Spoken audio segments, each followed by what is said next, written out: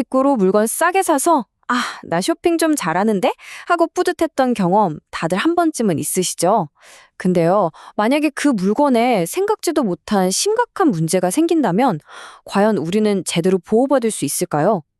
오늘 실제 있었던 일을 바탕으로 한 이 이야기를 통해서 그 답을 한번 같이 찾아보시죠. 자, 오늘의 주인공을 소개할게요. 30대 직장인 민수 씨입니다. 평소에 가성비를 아주 중요하게 생각하는 분인데요. 국내 유명 브랜드의 전기압력밥솥을 해외 쇼핑몰에서 무려 30%나 싸게 산 거예요. 스스로를 아주 합리적인 소비자라면서 어깨를 으쓱했죠. 하지만 그 뿌듯함, 아시잖아요. 이런 이야기는 꼭 반전이 있죠. 오래 가지 못했습니다. 밥솥을 사용한 지 딱 한 달 만에 민수 씨의 그 합리적이었던 소비가 그야말로 악몽으로 변하기 시작합니다. 네, 민수 씨의 밥솥에 대체 무슨 일이 일어났던 걸까요? 그리고 도움을 요청하는 과정에서 그는 또 어떤 좌절을 겪게 됐는지 그 악몽 같았던 이야기 속으로 좀 더 자세히 들어가 보겠습니다. 상상해보세요. 한창 밥을 하고 있는데 밥솥에서 갑자기 연기가 막 피어오르더니 퍽! 하는 소리와 함께 그냥 멈춰버린 겁니다. 너무 황당해서 알아보니까 세상에 이 모델이 부품 결함 때문에 국내에서 대규모 리콜을 하고 있는 바로 그 제품이었던 거죠. 그런데 서비스 센터의 답변은 정말 얼음장 같았습니다. 아, 고객님, 그건 수출용이라 저희가 수리해드릴 수 없습니다. 그럼 해외 판매자는요? 저희는 한국 법은 잘 몰라서요. 이 말만 앵무새처럼 반복할 뿐이었죠.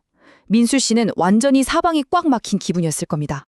자, 바로 여기서 오늘의 핵심 질문이 나옵니다. 아니, 상식적으로 좀 이상하지 않나요?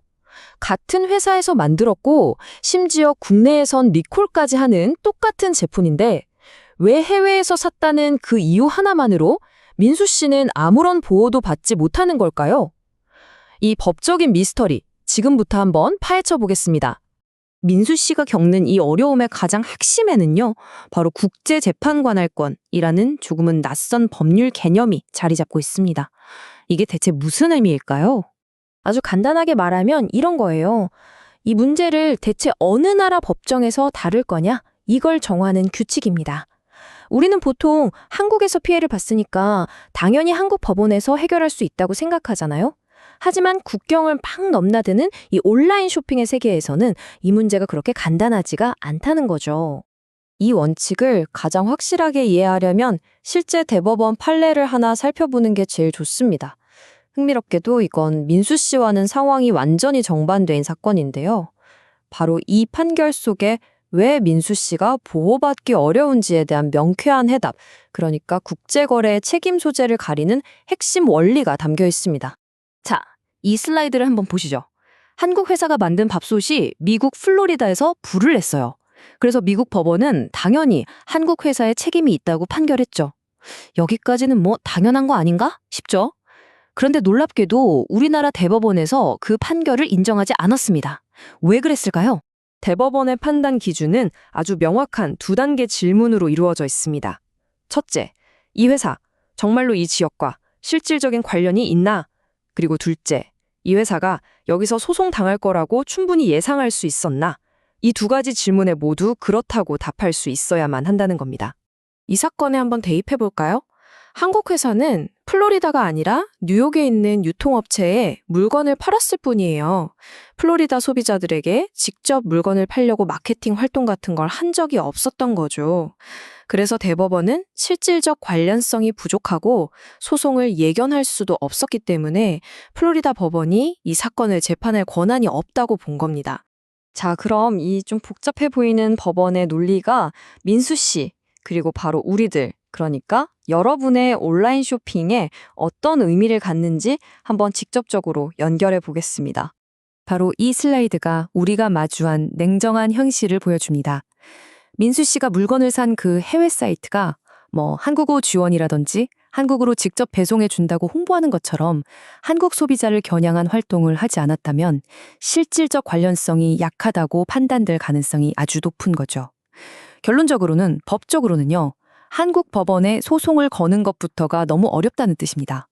설령 운 좋게 이긴다고 해도 해외에 있는 판매자한테서 보상을 받아내는 건 거의 불가능에 가깝다고 봐야 합니다.